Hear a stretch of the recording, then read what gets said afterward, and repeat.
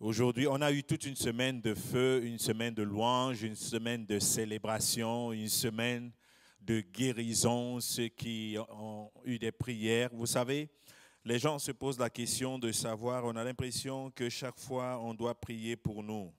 Ça ne finit jamais. Quand est-ce que tu as cessé de manger? Quand est-ce que tu as cessé de prendre ton bain? Quand est-ce que tu as cessé de manger le même pain que tu manges depuis 40 ans, depuis 50 ans? Pourquoi tu veux que tu cesses de prendre la parole? Pourquoi tu veux que tu cesses de prier? J'ai une bonne nouvelle pour toi, ça ne s'arrêtera jamais. On continuera de prier jusqu'à notre dernier souffle. Si quelqu'un le croit, dit Amen. C'est le diable qui veut nous faire croire qu'il y a une date de péremption, un temps où on va cesser de prier. Non, c'est jusqu'à la dernière seconde de ta vie. Si jamais même Dieu nous demande de prier là-bas au ciel, on va obéir. Gloire à Dieu. C'est pourquoi j'aimerais nous encourager encore à ne pas se décourager, à persévérer, à avancer. Amen. À chaque fin représente un commencement. Je vais redire ça. Chaque fin représente un commencement. À la fin de ton enfance, tu es passé à une autre étape. À la fin de l'adolescence, tu es passé à une autre étape. À la fin de l'âge du jeune adulte, tu passes à une autre étape. Vieil adulte, tu passes à une autre étape. Tu deviens pépé, tu deviens mémé. Après pépé, mémé, tu vas devenir mimi et pipi. Il y a toujours une étape supérieure. Amen. C'est ça qu'on appelle la vie. Amen. La raison pour laquelle il y a ces changements, c'est parce que tu es en vie. Dis à ton voisin, tu es en vie. Merci Seigneur. Donc aujourd'hui, j'aimerais que tu prêtes attention. Je vais un peu enseigner beaucoup plus aujourd'hui. Avant cela, j'aimerais qu'on prenne notre Bible dans le livre de Philippiens, chapitre 4, verset 11, jusqu'au verset 13. On va lire beaucoup de Bible parce que j'ai réalisé qu'à la maison, on n'a pas trop le temps de lire la Bible. Il faudrait qu'au moins, quand on arrive à l'église, qu'on dise qu'on a fait le plein pour la semaine. Amen. Philippiens chapitre 4, verset 11 au verset 13. Il est écrit, « Ce n'est pas en vue de mes besoins que j'ai dit cela, car j'ai appris à être content de l'état où je me trouve. Je sais vivre dans l'humiliation. » Siri, tu n'as pas de parole ici. Je sais vivre dans l'humiliation, je sais vivre dans l'abondance. C'est ça qui est écrit dans vos Bibles? Lisons alors ensemble à partir de cette partie-là. Je sais vivre dans l'humiliation, je sais vivre dans l'abondance. En tout et partout, j'ai appris à être rassasié et à avoir faim, à être dans l'abondance et à être dans la disette. Je puis tout par celui qui me fortifie. Amen. Tout le monde connaît le dernier verset qui dit « Je puis tout par celui qui me fortifie ». Mais il ne l'associe jamais avec les versets d'en haut, qui disent que j'ai appris à vivre dans la pauvreté, j'ai appris à sourire dans le manquement, j'ai appris à sourire, à vivre aussi dans l'abondance. Ça, c'est l'apôtre Paul qui parle. Si on parle des grands apôtres de la Bible, Paul est l'un des plus grands, sinon le plus grand. Dieu nous exhorte à savoir vivre dans le manquement et dans l'abondance. Quelqu'un dit Amen. Ce n'est pas moi qui dis ça, c'est Dieu qui dit, donc sois joyeux. Que tu aies ou que tu n'aies pas, ce n'est pas ça qui doit définir la longueur de ton visage. Je peux redire ça? Que j'ai ou que je n'ai pas, ce n'est pas ça qui doit définir la beauté de mon sourire. Parce que le fait que tu ne souris pas n'ajoute pas la nourriture dans ton frigo.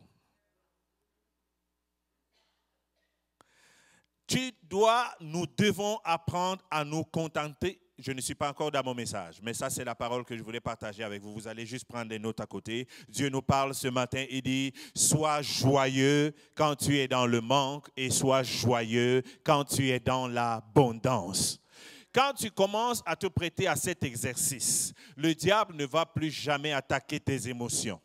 Parce qu'il va savoir que tes émotions ne sont pas connectées à ce qui se passe autour de toi, mais c'est connecté à l'espérance que tu as en Jésus-Christ. Je vais sourire, je serai dans la joie lorsqu'on me dira allons dans la maison de Dieu. Que j'ai des problèmes, justement, je vais les laisser à la maison. Ils n'entreront pas dans l'auto avec moi pour aller à Saint-Cécile de Milton. Qui est venu avec ses problèmes ce matin? Ah, il n'y a plus personne qui est venu avec ses problèmes. Amen. Lorsqu'on te dit allons dans la maison de Dieu, lorsque tu te présentes devant le Dieu de ton salut, tu dois pouvoir prier, mais tu ne dois pas rester dans l'inquiétude parce que c'est contradictoire à la foi que tu prétends avoir avec Dieu. Donc, c'est pourquoi je dois apprendre à danser, même quand ça va mal. Je sais que le message est dur, mais c'est ça la vérité de la Bible. Tu ne deviens pas lourd avec ton conjoint, tu ne deviens pas colérique, tu ne deviens pas une personne invivable parce qu'il y a quelque chose qui va mal. Ce n'est pas un comportement chrétien. Si tu le crois, dis Amen. Ah, l'amen là n'était pas bon. Donnez-moi un autre Amen qui est plus bon. Ce n'est pas parce que le bateau semble couler que tu vas commencer à crier sur tout le monde. Vous voyez les gens qui sont hystériques. On dit, oh, la tempête s'est levée. Elle crie partout, elle accuse tout le monde. Et ça ne change jamais rien. Ça crée seulement un mouvement de panique, un mouvement de chaos. Dieu te dit, même si tu traverses quelque chose qui ressemble à un chaos, apprends à être joyeux. Apprends à vivre aussi avec ça. Pourquoi? Parce que Dieu a préparé qu'il y a un temps pour chaque chose sous le soleil. Un temps pour sourire, un temps pour ne pas sourire, un temps pour que les affaires fonctionnent et un temps aussi où les affaires peuvent avoir un petit ralentissement. Mais si à chaque fois, on doit vivre du chaud et du froid, quand on voit un frère, il arrive, quand il est comme ça, on sait déjà. Quand il est comme ça, on sait aussi. Non, tu es prévisible. Et dans le monde de la stratégie, on dit que si tu es prévisible, tu n'es pas invincible. Parce qu'on sait exactement ce que tu vas faire prochainement. Un enfant de Dieu animé par l'Esprit de Dieu ne doit pas être prévisible par le diable. Parce que justement, il ne saura pas comment t'attaquer. Parce qu'il ne sait pas, quand il envoie même les problèmes, tu es toujours en train de servir ton Dieu. Quand il envoie des soucis, des inquiétudes, tu es toujours souriant. Tu viens toujours à l'église. C'est même toi qui donnes le premier sourire à ceux qui arrivent à l'église. Bienvenue à Salut et Délivrance.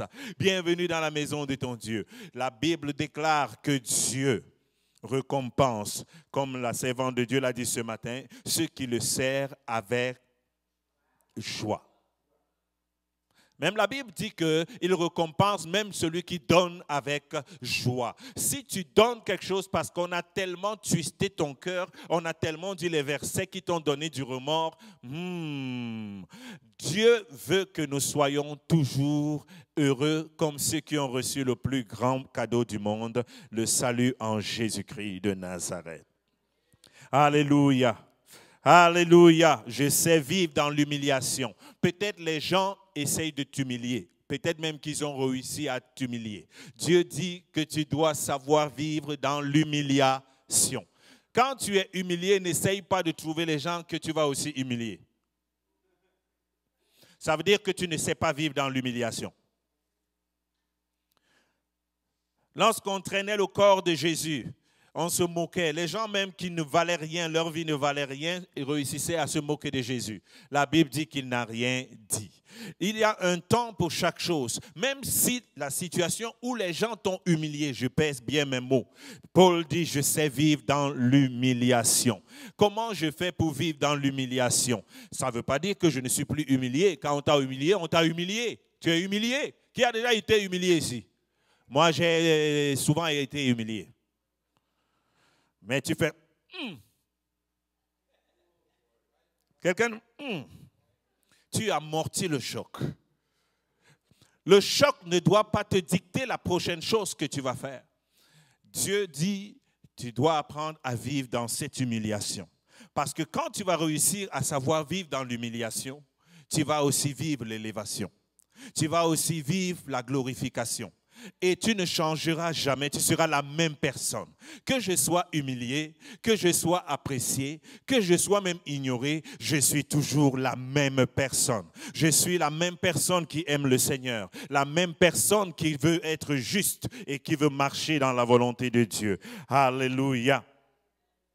Je sais vivre dans l'abondance.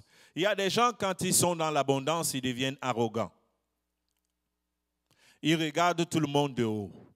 Il devient le premier et le dernier riche de tout le Québec. Il ne parle plus le même français que nous. Il a l'impression que son beurre est fait d'une autre façon.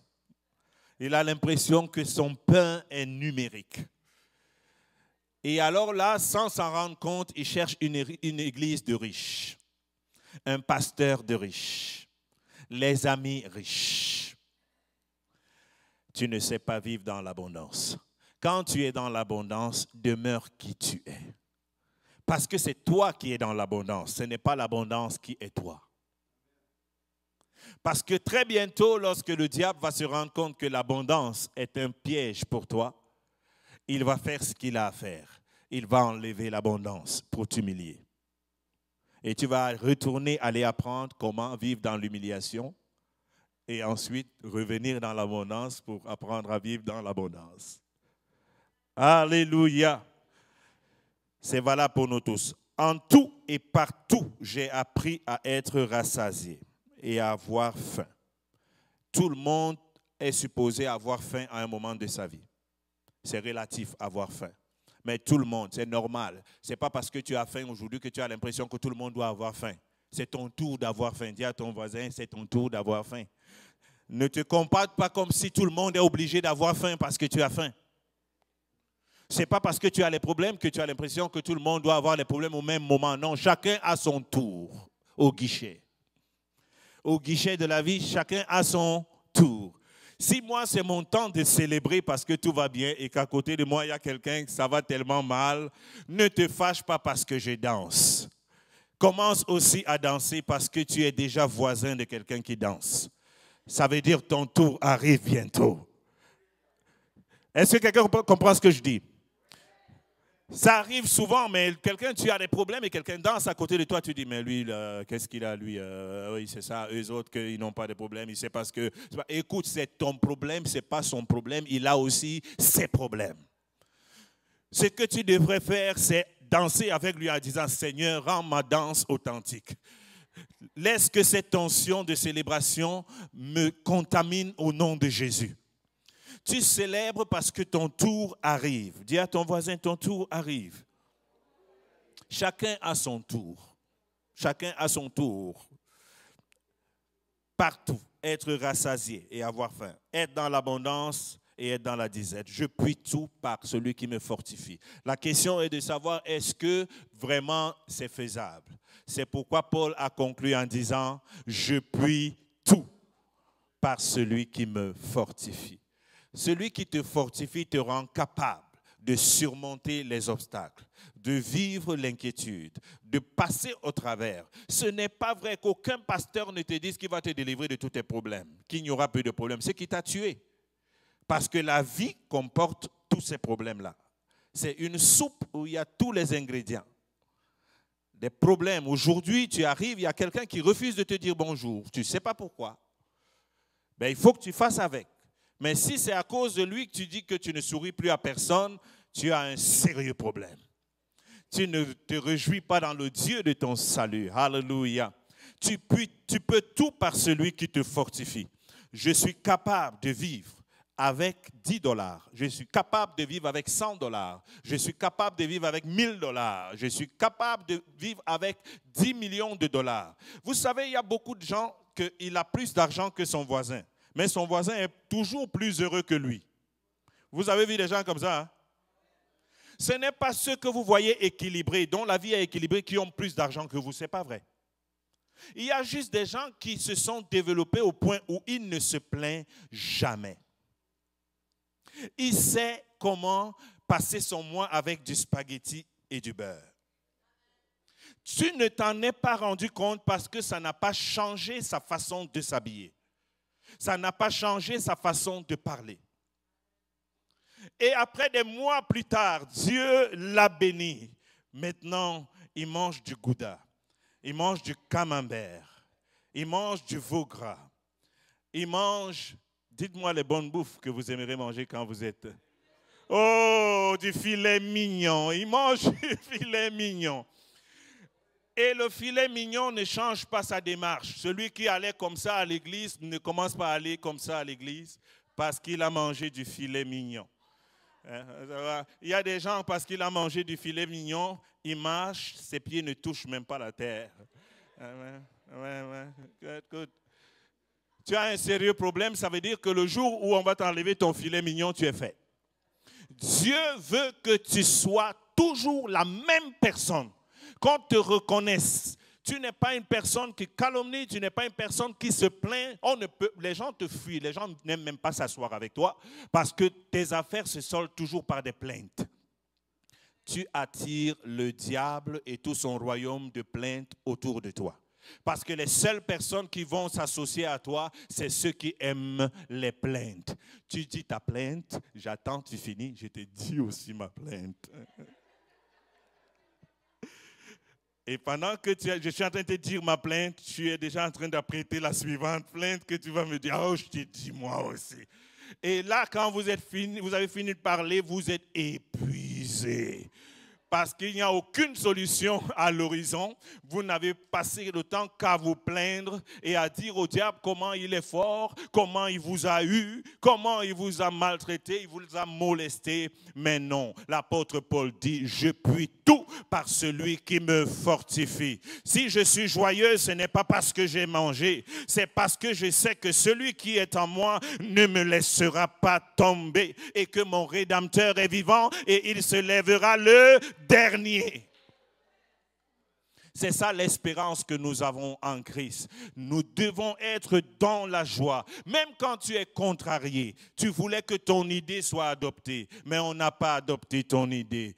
Tu es fâché et tu as l'impression que tu n'es pas compris. On ne me comprend jamais. On ne tient pas compte de ce que je dis. Il n'y a personne qui m'écoute alors que je l'ai l'affaire.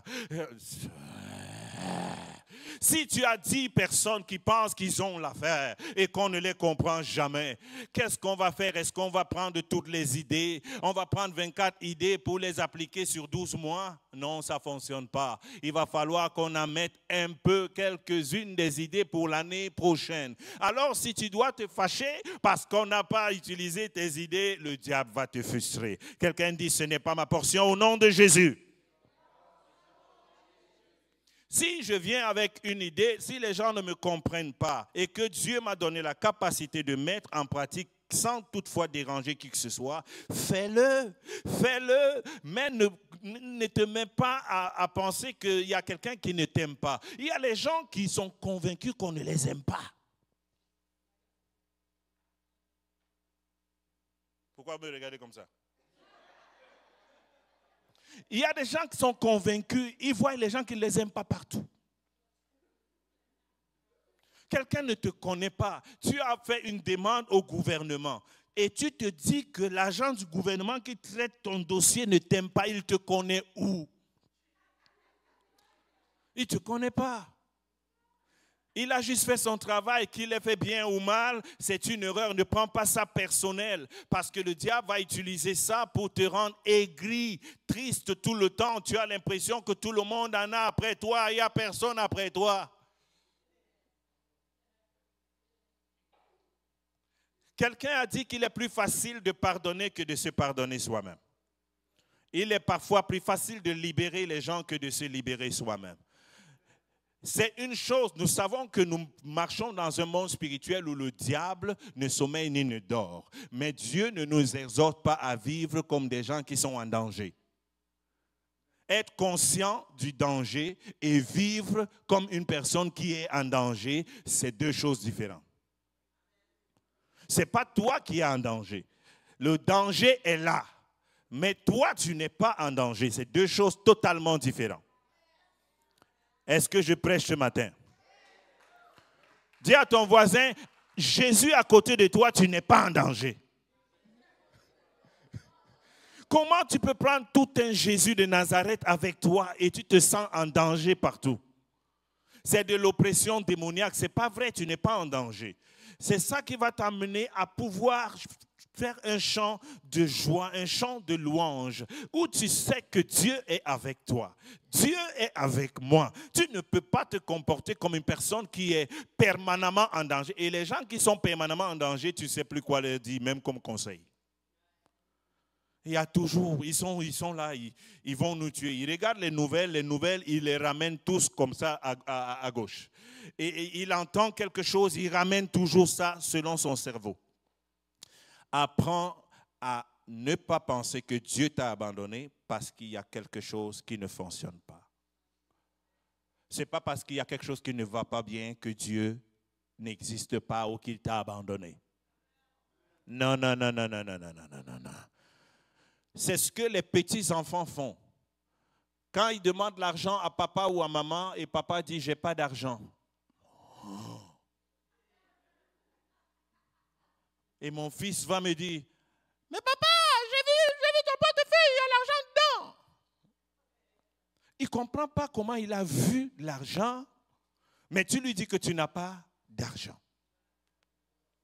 Mais est-ce que j'ai l'argent? Je n'ai pas d'argent. Mais est-ce qu'il y a de l'argent dans mon portefeuille? Oui, il y a de l'argent dans mon portefeuille. Mais l'enfant, lui, il ne comprend pas pourquoi je lui dis que je n'ai pas d'argent alors qu'il y a l'argent dans mon portefeuille. C'est la même chose qu'on fait avec Dieu. Dieu peut avoir ce dont tu as besoin, mais il ne te le donne pas pour un temps. Ça ne veut pas dire qu'il est méchant. Et toi non plus, tu ne sais même pas pourquoi il ne te le donne pas là. Et toi non plus, tu n'es même pas sûr que c'est de ça dont tu as besoin. Et tu n'es pas sûr que s'il te le donne, ça va te satisfaire. Donc, c'est pourquoi Dieu veut nous amener à être des gens contents, à rire comme Normand, à rire comme Sabrina. Amen. Dieu merci, on a les oncions dans la maison qui peuvent nous contaminer. Allez, soyons tous contaminés au nom de Jésus. Contamine-nous, frères. Gloire à Dieu. On doit se réjouir. Une des choses que je vois dans le monde aujourd'hui, vous voyez, le téléphone a aidé, ça nous permet de nous évader là-dedans. On reste là-dedans comme ça parce qu'en fait, lorsqu'on est hors du téléphone, les gens n'arrivent pas à être épanouis. Les gens n'arrivent pas à avoir du vrai fun. Les gens n'arrivent pas à être joyeux, à sourire à la vie, à contempler les merveilles de Dieu, à réaliser que le corps vaut mieux que le vêtement. Quelqu'un dit, le corps vaut mieux que le vêtement. Ça veut dire que la vie vaut mieux que les choses de la vie. Et nos yeux doivent rester fixés sur les choses de la vie. Alléluia. Merci Seigneur. Ce n'était pas mon message, mais j'ai passé beaucoup de temps là-dedans. Mais est-ce que quelqu'un a reçu quelque chose? Donc, je veux être certain que lorsqu'on parle à quelqu'un de la famille de salut et délivrance, on ne verra pas une personne qui a le visage long. Même si tu viens de t'engueuler avec ton partenaire ou ta partenaire, quand tu arrives ici, tu dois sourire. Et ça ne s'appelle pas hypocrisie. Ça s'appelle la sagesse de Dieu. Parce que ce n'est pas la fin du monde parce que tu t'es chicané avec une personne. Ce n'est pas la fin du monde. Imagine, tu es professeur à l'école. Avant de sortir de chez toi, ta conjointe t'a fait une petite livraison comme elles savent le faire. Ah, il n'y a que 4 personnes qui ont compris. Elle t'a livré une affaire qui te met souvent dans des états. Et là, tu es professeur. Tu arrives à l'école. Qu'est-ce que tu fais? Tu vas faire subir tes affaires aux enfants qui sont à l'école? Non, tu dois être un bon professeur, concentré, souriant, avec ses bonnes jokes de tout le temps. Si tu veux, quand tu vas retourner à la maison, tu continues la saison 2 de ton feuilleton que tu auras laissé à la maison. Mais si tu es sage, tu vas te rendre compte que tu étais capable d'être une autre personne à l'extérieur. Et que ce bonheur que tu as donné aux enfants, tu peux en revanche le ramener à la maison. Donc, même si en sortant, on t'a livré un beau paquet Amazon de ta femme, mais au retour, tu as réalisé que tu as donné du bonheur, même étant blessé, à tort ou à raison, tu peux ramener le bonheur à la maison. Donc, nous sommes au contrôle. Nous devons être au contrôle de nos émotions.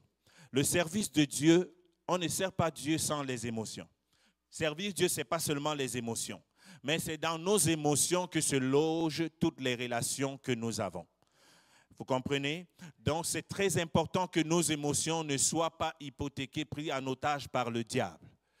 Que tes émotions sont toutes mêlées. Je n'ai pas le goût d'y aller. Je n'ai pas le goût de le voir. Je n'ai pas le goût de prier. Je n'ai pas le goût. Même quand tu n'as pas le goût de manger, tu manges. Quand tu n'as pas le goût de payer ton loyer,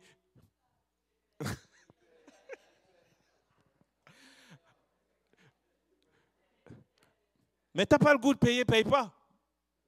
Et tu vas voir ce qui va se passer. Tu n'as pas le goût de déclarer tes impôts, déclare-les pas. Donc, ce n'est pas une affaire d'avoir le goût. D'ailleurs, quelqu'un a dit, en faisant quelque chose, on finit par avoir goût, par y prendre goût. Donc, c'est très important pour nous d'être équilibrés dans la joie. Bientôt, l'hiver va venir. Nos pensées sont souvent un peu, on sort du soleil, du bon temps. Il y a des gens qui deviennent colériques. Non, non, non, non, s'il te plaît. Dis qu'il y ait du soleil dehors, qu'il y ait de la neige à l'extérieur. À l'intérieur de moi, c'est du soleil 24 heures sur 24, 7 jours sur 7. Alléluia! Il n'y a pas d'été, il n'y a pas de printemps, il n'y a pas d'automne, il n'y a pas d'hiver dans mon cœur. C'est chaud 24 heures, 7 sur 7. Gloire à Dieu. C'est toujours chaud. Amen. Gloire à Dieu. Notre Dieu est merveilleux. Je vais nous partager une deuxième pensée que le Seigneur a déposée dans mon cœur pour aujourd'hui. Ça sera comment vaincre l'esprit de Dalila. Juste me rassurer, vous avez pris note de la pensée. Si vous oubliez tout ce que je viens de dire, c'est que Dieu veut que nous soyons joyeux, avec et sans. Donc, quand je regarde un frère et une sœur en Christ, je ne veux pas savoir si tu as de l'argent ou tu n'as pas l'argent. Il faut que tu inspires Christ. Tu inspires la joie du Seigneur. Tu inspires la vie. Amen. Gloire à Dieu. Je ne vous interdis pas d'avoir des problèmes, mais je vous interdis de ressembler à vos problèmes. Dis à ton voisin, regarde bien, rassure-toi qu'il te regarde dans les yeux là. Dis-lui, je ne t'interdis pas d'avoir les problèmes. Regarde-le dans les yeux. Je ne t'interdis pas d'avoir les problèmes, mais je t'interdis de ressembler à tes problèmes.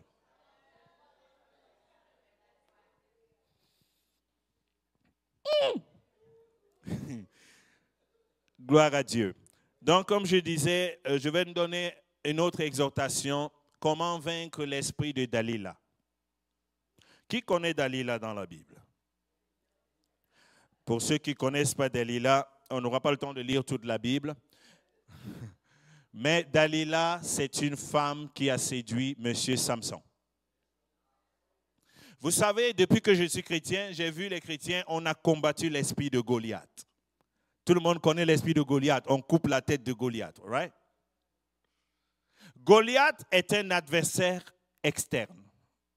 Goliath est un adversaire robuste qui est à l'extérieur de toi, qui t'attaque, qui veut te voir tomber, qui veut te détruire.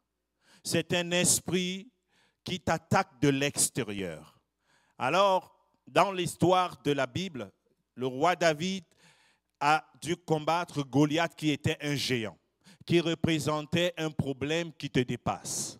Un Goliath, c'est un problème qui dépasse ta force, mais que tu réussis à vaincre par la puissance d'en haut. C'est ça un Goliath. Je dis cela pour aider tous ceux qui ne comprennent pas. Parfois, quand on raconte les histoires de la Bible, vous ne comprenez pas, on donne des noms qu'on ne comprend pas. La Bible, il y a l'Ancien Testament, il y a des histoires de comment Dieu a opéré. Et ces histoires nous permettent de nous en inspirer pour que nous puissions voir ce que Dieu a fait dans la vie des autres. Et ça nous permet également de faire le rapport ou le rapprochement avec notre vie. Est-ce que vous comprenez? On n'est pas là pour aduler, ce n'est pas les torts de la Bible, ce n'est pas les super-héros de la Bible, mais c'est des gens qui ont marché avec Dieu. Alors, en regardant, en étudiant leur vie, on réussit à comprendre comment Dieu fonctionne. C'est la raison pour laquelle on vous parle de Jacques Cartier, alors que vous ne connaissez pas Jacques Cartier. On vous raconte l'histoire de Jacques Cartier pour que vous sachiez comment les gens ont travaillé ici pour ce Québec.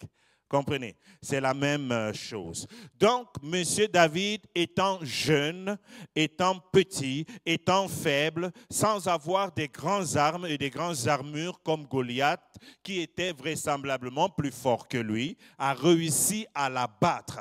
Vous savez, la citation de David, c'est « Tu viens contre moi avec l'épée. Mais moi, je viens contre toi au nom de l'Éternel des armées. » Cette histoire nous enseigne que parfois, il arrive que l'adversaire soit tellement robuste. Mais ce n'est pas fini. Ce n'est pas parce que tu n'as pas les armes, la taille ou la robustesse de ton adversaire que tu es fait. Il y a quelqu'un qui est le créateur de ce robuste. Il y a quelqu'un qui est sur la tête de ce robuste. Et quand tu l'invoques, il te donne la force de venir à bout de ce problème. C'est ça la victoire de David sur Goliath. Mais à côté de ça, il y a ce que j'appelle Dalila. L'esprit de Dalila fonctionne différemment. Ce n'est pas un adversaire qui était à l'extérieur. C'est un adversaire qui est tout près. Pour ceux qui comprennent seulement le langage du Québec, Dalila était la blonde de Samson.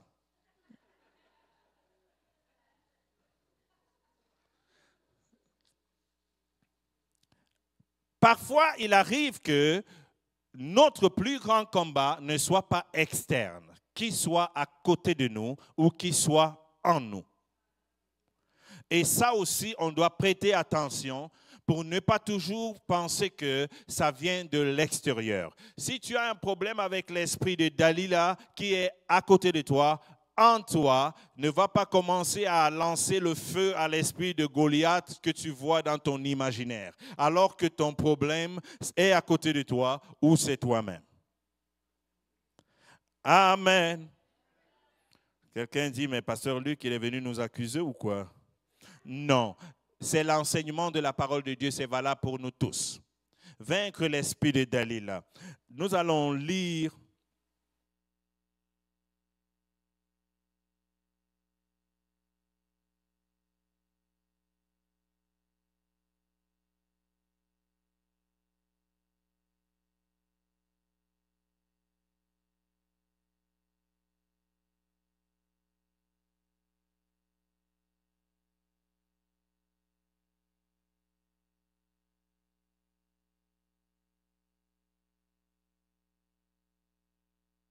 Samson est né suite à une révélation. Un ange est apparu à son père et ensuite à sa mère. Et puis sa mère a donné naissance, a dit que Samson est une personne qui est consacrée à Dieu et qu'on ne doit pas couper ses cheveux. Donc, sa mère devait se tenir loin de l'alcool et toutes les boissons fortes. C'est ce que cette femme a fait pour préserver le don de Dieu. Et la Bible dit que M. Samson a grandi. Il est devenu fort. Et quand il est devenu fort, il avait depuis le départ pour mission de sauver son peuple. Mais je vous dis d'entrée de jeu qu'il n'a pas pu sauver son peuple. Mais les raisons sont évidentes. Donc, nous devons être conscients du fait que nous avons été appelés depuis le ventre de notre mère. Et Dieu nous a consacrés pour une vie bien précise. Mais parfois, les ennemis qui viennent scraper cette vie peuvent ne pas être les ennemis externes, mais les ennemis internes, c'est-à-dire nous-mêmes et notre cœur parfois. La Bible dit que tel un homme pense, parlez-moi, tel un homme pense. Alléluia. Quelqu'un a dit que chaque pays mérite le président qu'il a, chaque femme mérite l'homme qu'il a. Je ne sais pas si je suis d'accord. Ah, alléluia. Donc, je vais vous donner 3 points sur l'esprit de Dalila. Déjà, pour que vous compreniez, c'est quoi, en gros, l'esprit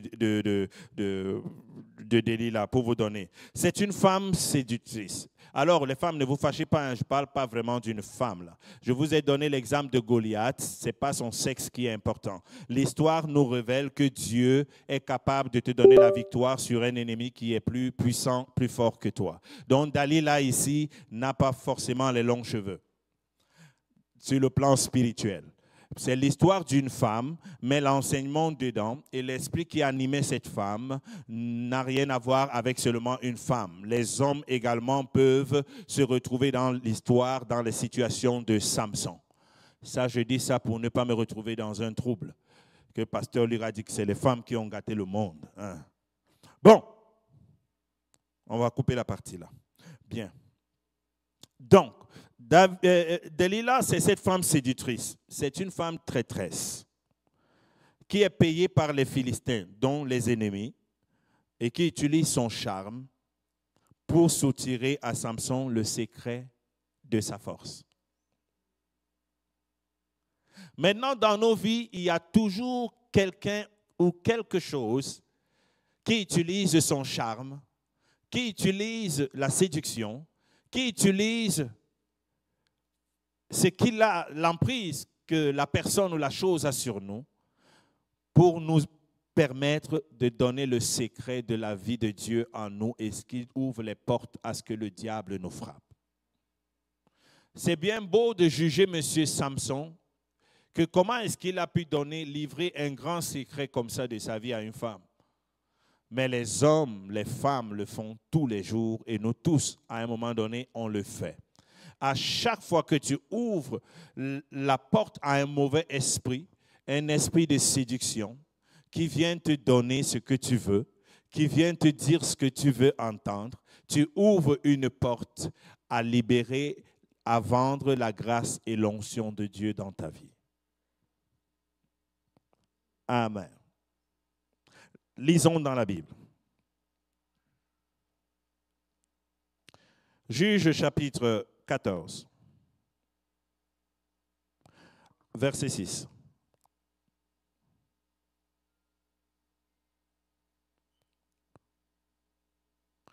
L'Esprit du Seigneur saisit Samson, et sans avoir rien à la main, Samson déchira le lion, comme on détruit un chevreau. Il ne dit point à son père et à sa mère ce qu'il avait fait. La Bible nous relate que Samson était tellement fort qu'il était capable de déchirer un lion de ses mains. Mais comment n'a-t-il pas pu résister à une simple femme?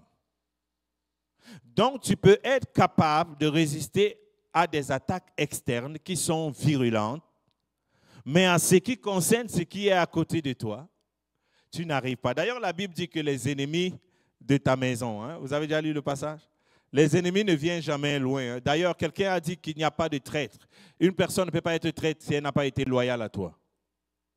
C'est parce qu'une personne a été loyale à toi qu'elle peut devenir traître, parce qu'elle t'a trahi. Donc, Dieu attire notre attention pour que nous cessons seulement de voir les combats externes, mais de voir les petits vices que nous hébergeons. Les petits Delilah, le péché mignon. La chose que tu aimes tellement, que tu es prêt à jouer avec ton futur, avec ta destinée. Vous savez, dans l'histoire de Samson, pour ceux qui ont lu la Bible, à un moment donné, lorsque Samson avait un problème, déjà il avait un problème de colère et de vengeance.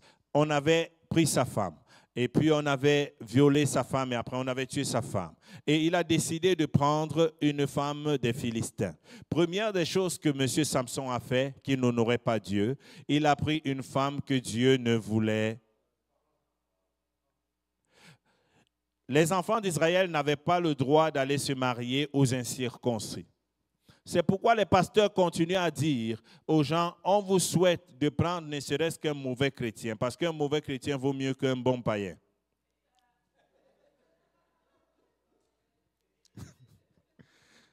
Mieux vaut un mauvais chrétien qu'un bon païen. J'assume mes propos. Parce qu'on se dit qu'un mauvais chrétien, il sait c'est quoi être chrétien. Peut-être il passe par un moment où il est faible, il peut se relever. Mais un bon païen, il est juste bon. il ne connaît pas les choses de la foi. Si jamais il décide de te la faire à l'envers, tu ne vas pas t'en sortir. Donc, ce que je veux dire, c'est que monsieur Samson a décidé de toutes les femmes qu'il y avait en Israël. Il a décidé que lui, il va prendre une femme païenne. Quand tu as l'Esprit de Dieu en toi, quand tu as la grâce, la présence, l'amour, tu sais que Dieu est avec toi. Tu ne dois pas t'associer avec les choses que Dieu ne veut pas que tu t'associes avec. Donc, c'est là-bas que son problème avec Delilah a commencé. Et vous connaissez la raison de Samson, c'est qu'elle était belle. Donc, on doit dire que Dieu était laid. Puisqu'il a choisi Delilah parce qu'elle était belle, et il a tourné le dos à ce que Dieu lui avait dit. Quand tu ne veux pas que l'esprit de Delilah, cet esprit de séduction, d'autodestruction qui vient te détruire de l'intérieur, t'atteigne, tu ne vas pas, tu ne choisis pas les choses parce qu'elles sont belles. Tu ne choisis pas les choses parce qu'elles te plaisent seulement. Parce que nous vivons pour faire la volonté de Dieu, pour plaire à celui qui nous a appelés. Amen. Bon, ça commence à devenir corsé. Donc, monsieur Samson a choisi Delilah, première des choses. C'est ça que j'intitule premier paragraphe, au lit avec Delilah. Il s'est retrouvé dans le lit avec Delilah, celle qui le détruit, celle qui le traumatise, celle qui le séduit. Delilah avait reçu pour mission de faire tomber Samson.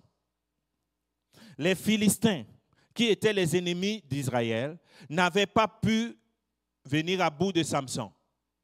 Ils avaient essayé, la Bible dit qu'ils les tuaient même avec la mâchoire d'un animal. Il était tellement fort. Mais ils ont compris qu'il y a un autre secret, il y a une autre stratégie qu'on peut adopter. C'est le ronger de l'intérieur. On va utiliser ses convoitises. On va utiliser ses vices. C'est quelqu'un qui a des pensées tellement impures. C'est quelqu'un qui, lorsqu'il commence à penser à son péché mignon, il oublie Dieu. Et c'est ça que l'esprit de Delilah est. Et c'est ça qu'on a envoyé Delilah en mission. Donc, ce n'est pas une femme, ce n'est pas une copine qui l'a prise ordinaire, c'était un esprit qui était en mission. Et autour de nous, le diable réussit toujours à mettre un péché mignon à côté de toi, qui est en mission, et le but étant de te faire traîner le pas, chuter, ne pas avancer, ne pas prendre la hauteur que Dieu veut que tu aies. Amen. Juste pour que vous cessez de penser que Delilah, c'est seulement une femme. Delilah peut être un vice, ça peut être le sexe, ça peut être l'alcool, ça peut être l'amour de l'argent, ça peut être une mauvaise compagnie, une personne. Il y a des gens qui ont des dépendances affectives vis-à-vis d'une personne qui te fait du mal, mais on dirait que lorsqu'elle te fait du mal, c'est là où tu as le goût de y retourner encore bien. Le diable va utiliser cette Delilah parce que c'est ton point faible. Donnez-moi un amen. Un grand amen. Tout ce que tu aimes trop, tout ce que tu prends comme une idole, tout ce que tu es prêt à changer ton Dieu à sa place parce que tu l'aimes n'est pas une bonne chose pour toi. Tu dois travailler là-dessus. Même si c'est ton enfant. Aime ton enfant comme on aime un enfant. Mais si tu aimes un enfant au point de tout changer dans tes valeurs, le diable va se servir de ses enfants pour te détruire et détruire cet enfant.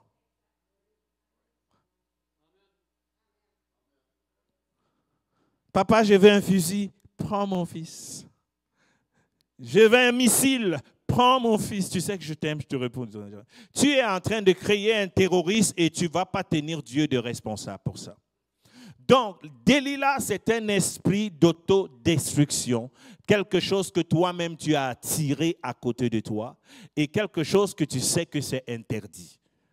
Et les gens sont amoureux de ce qui est interdit. Ce qui est interdit est sucré. Dans mon pays, il y avait une chanson qui disait « Le mari de Trouy est sucré ».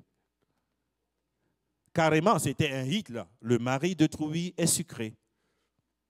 Donc, les gens aiment ce qui est interdit. Mais généralement, si c'est Dieu qui est interdit, ce n'est pas parce qu'il aime interdire les choses, c'est parce que ça ne te fera pas du bien. À long terme, ça va te détruire. Laissez cette chose-là à côté de toi. On peut ne pas avoir des attaques démoniaques comme on voit les Dracula spirituels là, mais à côté de toi, Delilah est installée. Alors, on continue à chasser les Goliaths, Elle est dans ton lit. Quelqu'un dit, Delilah, quitte mon lit au nom de Jésus.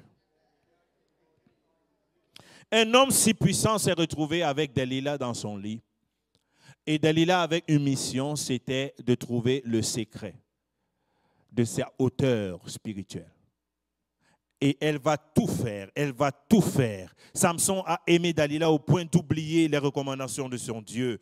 Et la mission qui a commencé, la délivrance qui devait être pour son peuple. Beaucoup de gens avaient une mission ou ont une mission. Tu as quelque chose que Dieu a déposé en toi, mais c'est peut-être pas Goliath de l'extérieur qui te détruit ou qui te freine. C'est peut-être ce vice en toi, cette chose que tu as abritée et que tu ne veux pas laisser aller.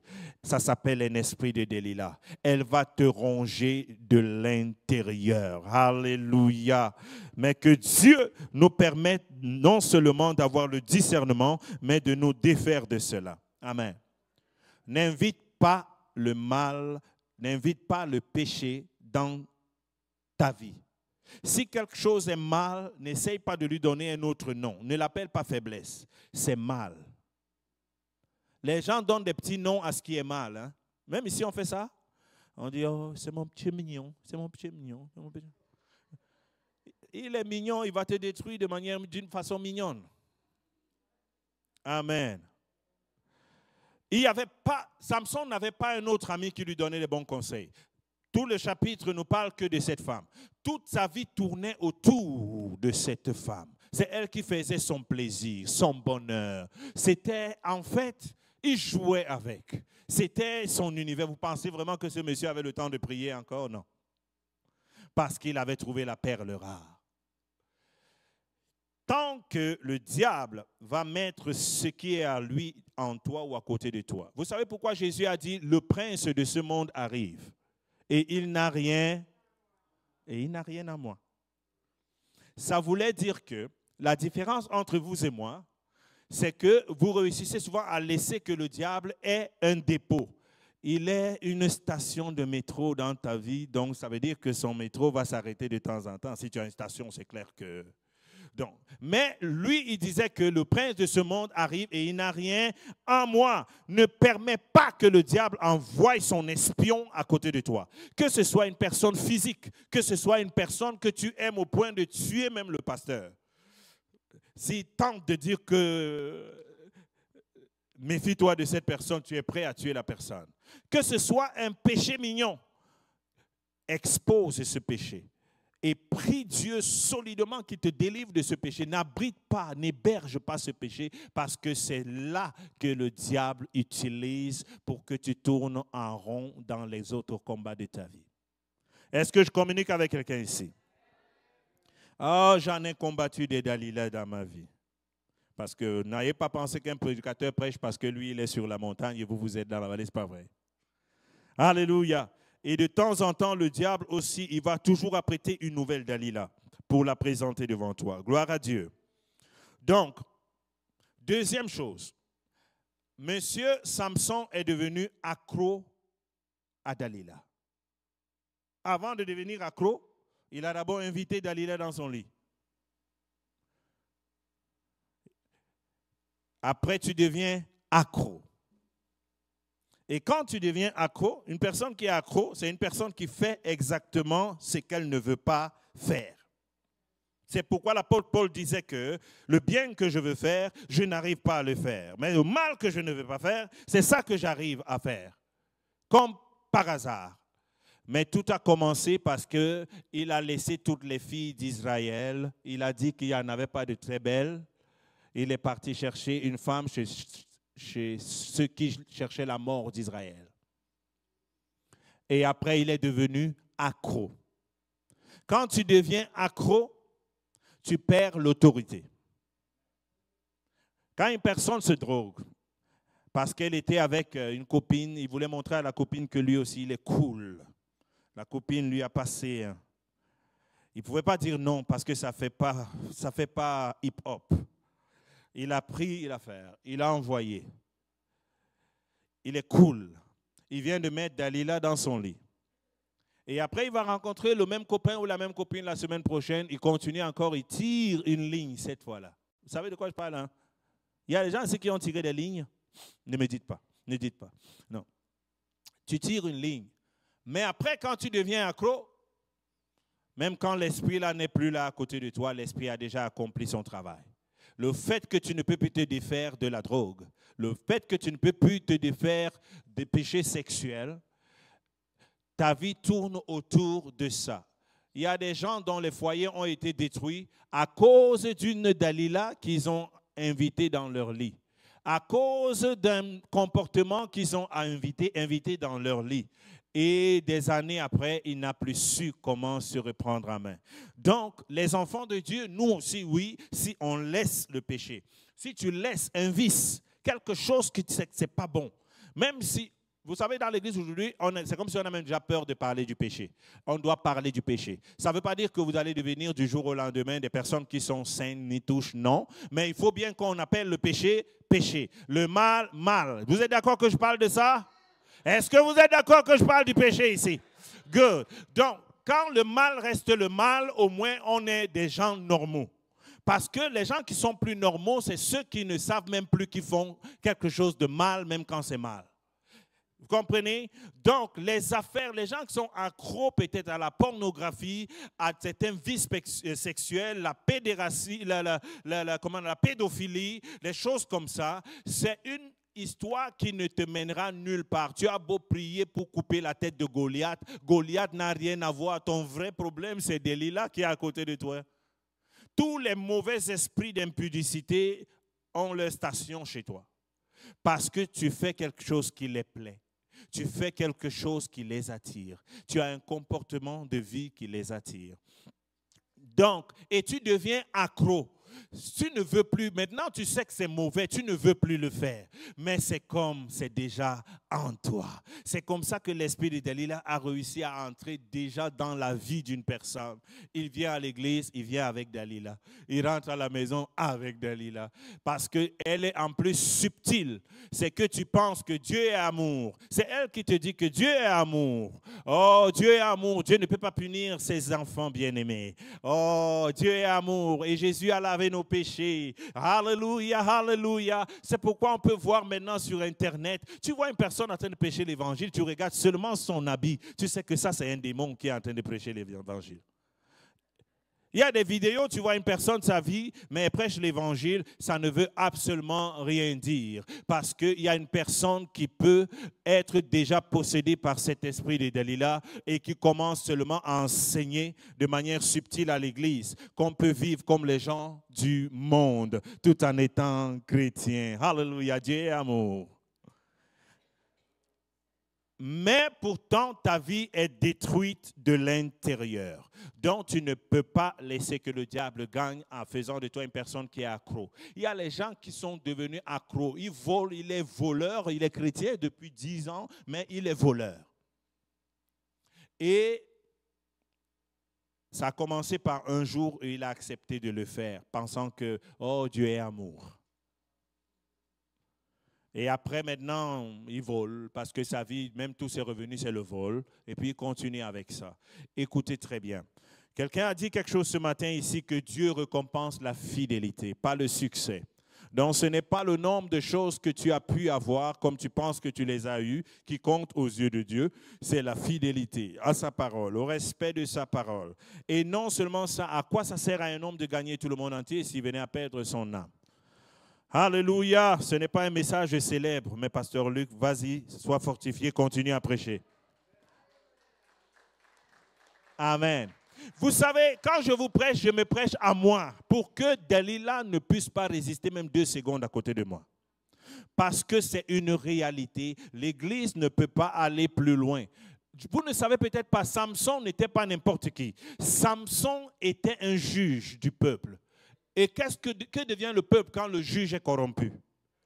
Il était déjà corrompu, il avait fait ce que le peuple n'avait pas le droit de faire. Il a pris une étrangère, il l'a amenée contre la volonté de Dieu. Et il a commencé à jouer avec les choses sacrées, les choses saintes. Alléluia. Donc tu ne peux juste pas dissocier les affaires. Tu vas devenir accro. Si tu t'amuses avec le péché, tu deviens accro. Et une fois que tu es devenu accro, le diable t'a déjà fini. Il a mangé ta destinée. Alléluia. Je vais vous donner Juge chapitre 16. Alléluia, alléluia. L'esprit de Delilah ne vivra pas au milieu de nous, au nom de Jésus. Alléluia. Juge chapitre 16, je n'ai pas le message, les paroles en face, mais je vais lire ici chez moi. Soyez patients avec moi. À partir du verset 17.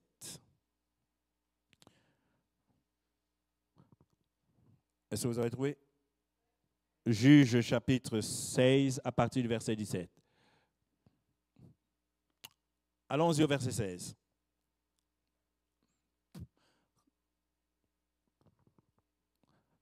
Comme elle était chaque jour à le tourmenter et à l'importuner, par ses instances, son âme s'impatienta à mort. Allons-y rapidement. Il lui ouvrit tout son cœur et lui dit, le rasoir n'a point passé sur ma tête parce que je suis consacré à Dieu dès le ventre de ma mère. Si j'étais rasé, ma force m'abandonnerait. Je deviendrai faible et je serai comme tout autre homme.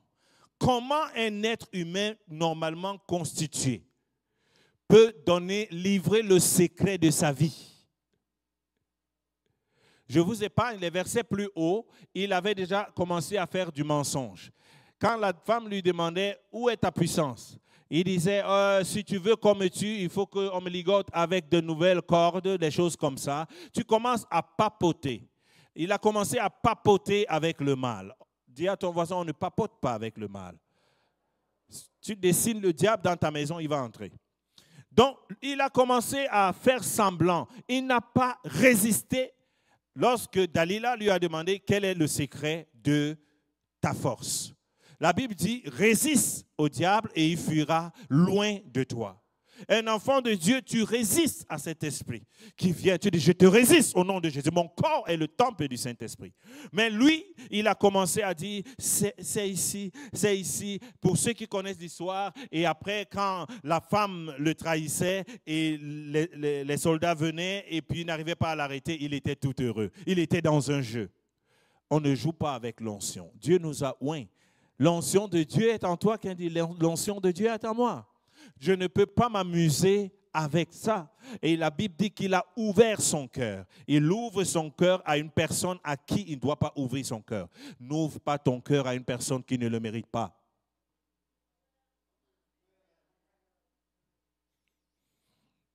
Le diable ne mérite pas. Continuons au verset 18.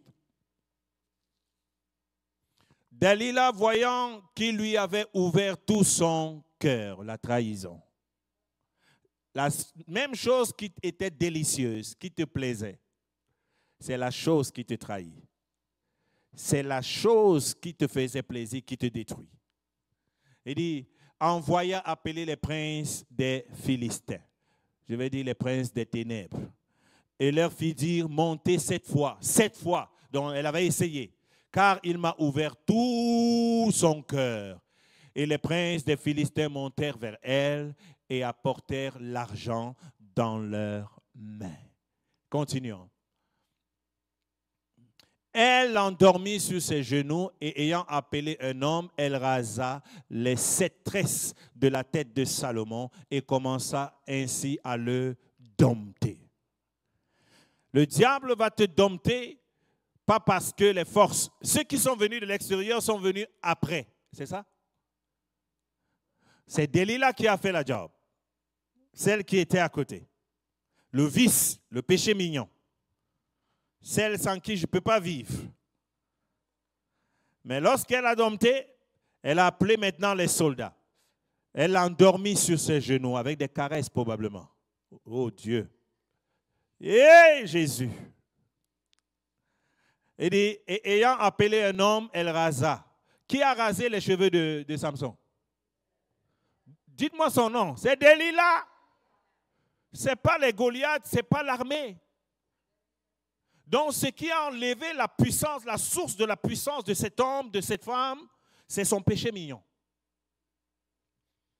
Elle rasa les 7 tresses de la tête de Samson et commença ainsi à le dompter. Il perdit sa force. Continue. Elle dit alors, les Philistins sont à toi, Samson, et il se réveilla de son sommeil et dit, je mentirai comme les autres fois. C'est comme ça, toi le chrétien, quand le diable t'a déjà touché, tu penses que tu es toujours aussi spirituellement fort qu'auparavant. Hein? Samson pensait que comme auparavant, il se levait et il est bastonné. Il dit, comme autrefois, je mentirai comme les autres fois et je me dégagerai. Il ne savait pas que l'Éternel s'était. Lorsque tu ouvres certaines portes à ta vie, à des péchés mignons, l'Éternel se retire parce que Dieu ne reste pas ne marine pas dans le péché. Non, c'est incompatible. Dieu t'aime toujours, c'est une autre chose. Mais mariner avec toi dans le péché. Il y a des gens ici, quand tu as un enfant ou tu as un conjoint, je ne sais pas, ou un ex qui habite à un endroit qui pue, parfois tu l'aimes à distance, tu restes à la porte pour lui rendre visite. Tu dis, ah, je suis venu prendre de tes nouvelles parce que je suis inconfortable à l'intérieur. Donc, la Bible dit, l'Éternel s'était retiré de lui. Et quand l'Éternel se retire de toi, ça ne veut pas dire qu'il t'a abandonné, mais c'est que tu n'es plus à la cour privilégiée parce que tu as perdu les forces que Dieu t'a données. Et là maintenant, les autres mauvais esprits, les autres problèmes de la vie viennent. Mais tout a commencé parce que tu as mis Delilah, l'esprit de séduction, le péché que tu gardes dans ton lit. Tu es devenu accro et tu as baissé la garde et elle a coupé tes cheveux. Tu es devenu vulnérable. Et voilà comment ta vie est en train de basculer. Verset 21, on a bientôt fini. Les Philistins se saisirent et lui crevèrent les... Il n'avait pas perdu seulement ses cheveux. Maintenant, même les yeux. Les yeux sont les symboles de la vision. Tu n'arrives plus à voir. Même si Dieu te montre les choses, tu ne les vois pas. Tu as perdu. Qu'est-ce que la Bible dit d'une personne qui n'a pas de vision? Un peuple sans vision est sans frein. Donc, il y a des enfants de Dieu comme ça parce qu'il est tellement resté dans le péché, un péché mignon, il a même baptisé son péché dans le Seigneur. Au lieu de s'en défaire, il lui a donné un mignon nom. Alors, la Bible dit clairement que ils le saisirent et crevèrent ses yeux. Et ils le firent descendre à Gaza et le lièrent avec des chaînes d'airain. Il tournait la meule dans la prison. Il est devenu un prisonnier. Il est devenu un esclave. Un juge qui est né par prophétie et qui a reçu l'onction. Quelqu'un qui était capable de battre 1000 hommes avec les mains vides. Quelqu'un qui a déchiré un lion. Quelqu'un qui était jadis très fort, très puissant dans la prière. Un homme de Dieu fulgurant à cause d'une petite maigre Delilah. Elle était maigre. Elle devait être jolie. À cause d'une Delilah, il se retrouve en prison à ne pas accomplir ce que Dieu l'a appelé à faire. La Bible déclare que le Fils de l'homme est apparu afin de détruire les œuvres de l'ennemi. Écoute, même si Delilah a crevé tes yeux, a affaibli ton élan, t'a affaibli ce mal, ce péché qui t'a rongé de l'intérieur, sache qu'il est possible pour toi de prendre conscience et surtout de te lever afin que les choses changent. Mais si tu continues seulement à chasser les esprits de Goliath à l'extérieur, ton problème n'est peut-être pas à l'extérieur. C'est toi de l'intérieur qui dois expulser ton péché mignon que tu aimes. Ta très chère, tendre, douce, belle Delilah. Je t'aime mais je te quitte au nom de Jésus. Je vais dire ça. Ma belle, douce et tendre Delilah, ce matin je t'aime, mais je te quitte au nom de Jésus.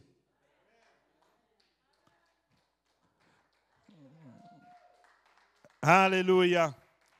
Ne laisse pas. Si c'est la colère qui est Delilah dans ta vie, ne l'héberge pas. Ne la garde pas dans ton lit. Tu vas devenir accro. Tu iras de colère en colère et ça ne finira pas. Dernier verset et on va prier. Delilah est vaincue au nom de Jésus. Oh my. Elle ne doit pas m'aimer ce matin, Delilah. Troisièmement, être délivré de l'esprit de Delilah. Être délivré de l'esprit de Delilah. Verset 16. Ouais, verset 22. Quelqu'un dit cependant. Ah, votre cependant n'est pas puissant. Cependant, les cheveux de sa tête recommençaient à croître. C'est là où mon message commence. On a coupé les cheveux de Samson pour lui faire du tort. Les espions spirituels ont infecté sa vie. Le péché l'a courbé, l'a détruit. Et sa puissance était dans les cheveux. Et on a envoyé quelqu'un pour qu'on coupe sa puissance, la source de sa puissance. Mais ils ont oublié un détail. C'est que le Dieu qui t'a sauvé, même quand tu te retrouves au plus bas fond de la vallée, il a toujours un plan de secours pour toi. J'ai dit qu'il a un plan de secours pour toi. Pendant que M. Samson était en train de faire son travail dans la prison, les geôliers et tout ce qu'il avait mis dans cette situation, et Delilah qui avait touché son argent avait oublié un détail. C'est que parmi les choses sur le corps humain, les cheveux font partie des affaires qui poussent même après la mort. Ah, vous ne savez pas, il y a les ongles, il y a les cheveux, c'est ça? Hein? La barbe, les cheveux. La Bible dit que cependant, les cheveux de sa tête recommençaient à croître depuis qu'il avait été rasé. Je suis venu t'annoncer que si tes cheveux avaient été coupés, Dieu t'annonce que tes cheveux vont repousser au nom de Jésus. Ce n'est pas parce que le péché t'a rongé, la situation t'a rongé. Non, tes cheveux peuvent encore repousser. Dis à ton voisin, vérifie s'il n'est pas chauve. Dis-lui, tes cheveux peuvent encore repousser.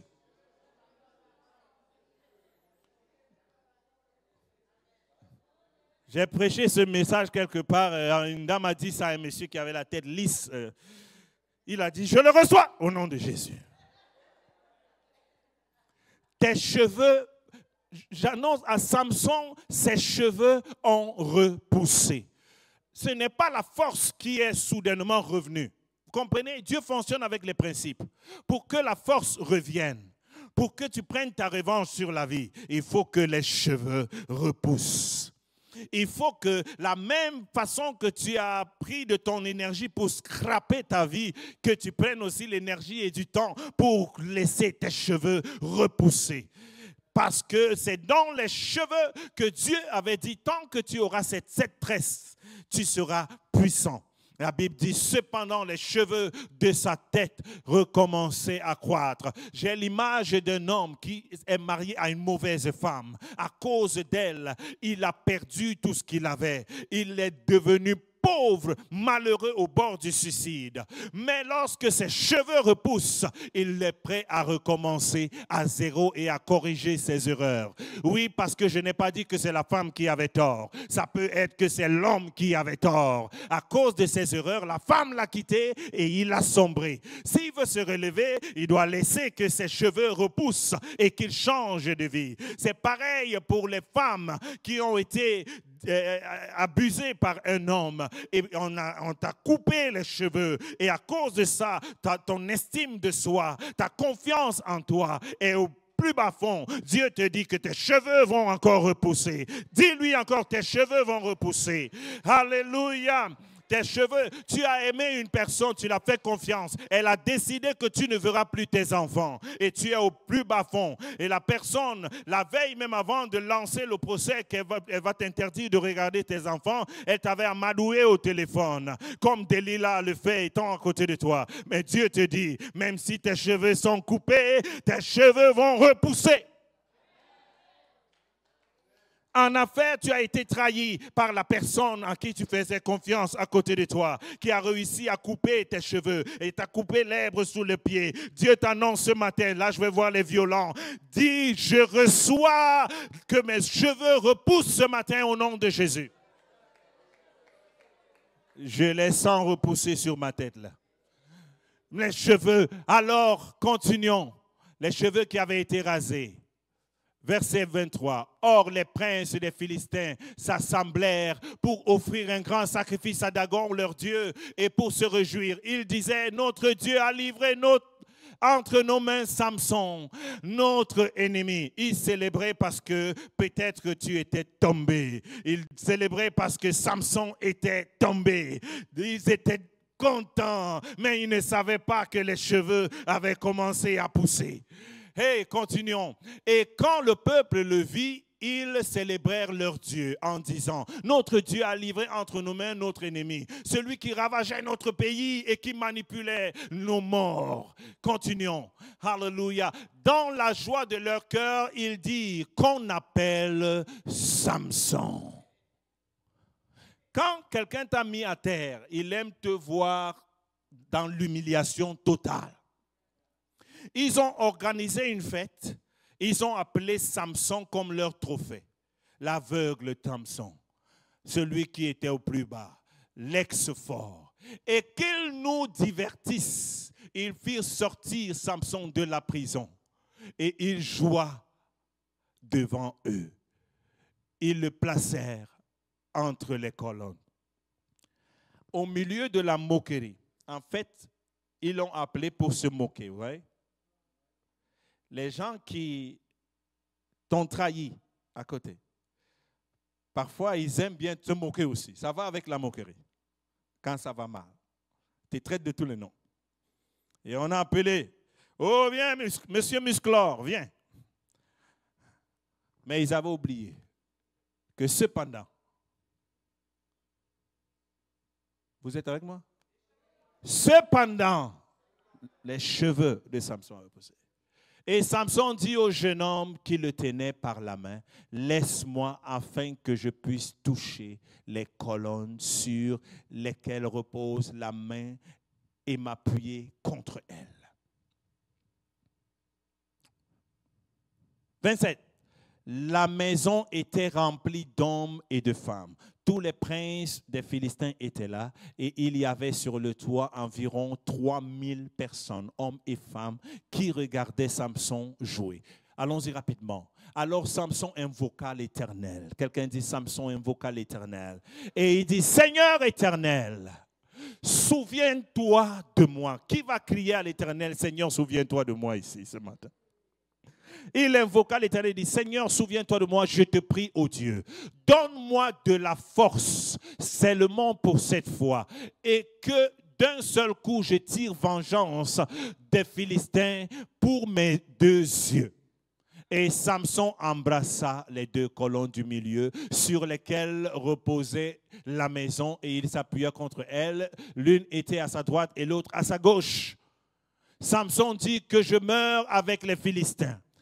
Il se pencha fortement et la maison tomba sur les princes et sur tout le peuple qui y était. Ceux qu'il fit périr par sa mort furent plus nombreux que ceux qu'il avait tués. Acclame le Seigneur ici.